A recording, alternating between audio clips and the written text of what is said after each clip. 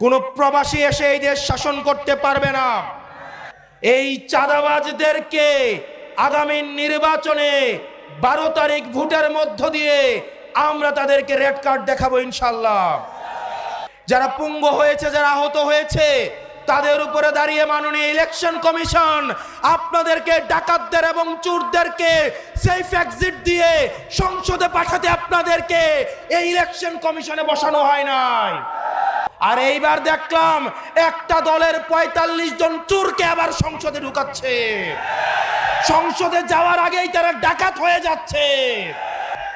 কোন চাঁদাবাজ, কোন টেন্ডারবাজের হাতে ভোট কেন্দ্রগুলো ছেড়ে দেওয়া যাবে না। আমার মায়েরা যারা আছেন, সকাল বেলায় আপনারা ভোট কেন্দ্র চলে যাবেন। আপনাদেরকে যারা ভয় দেখাতে আসে তারা মূলত ভয় পেয়ে গেছে, এই কারণেই আপনাদেরকে ভয় দেখাতে আসে। আমরা আমাদের মায়েদেরকে নিয়ে এই ভোট কেন্দ্রগুলোকে পাহারা দিব।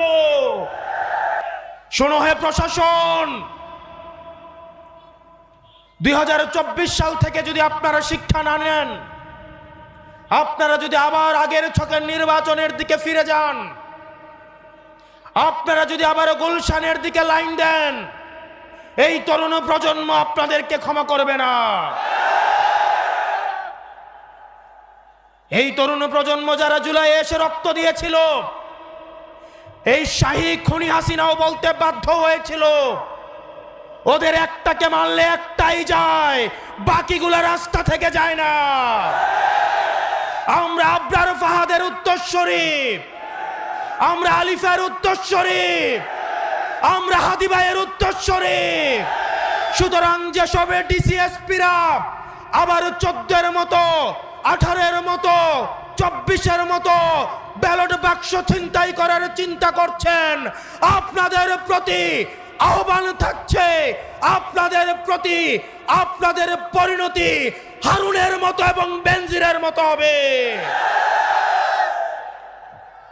প্রিয় প্রশাসন,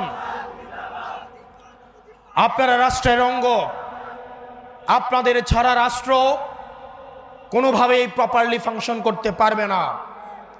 আমাদের এই রাষ্ট্রকে যথাযথ চালাতে হলে আমাদের পুলিশ, মিলিটারি, আমাদের সিভিল অ্যাডমিনিস্ট্রেশন, আমাদের বিচার ব্যবস্থা সবকিছুই যথাযথভাবে আমাদের প্রয়োজন।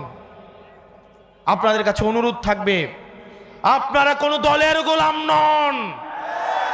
আওয়ামী লীগ আপনাদেরকে গোলাম বানাইতে চাইছে, আজকে তাদের পরিণতি এবং ঠিকানা হয়েছে দিল্লিতে।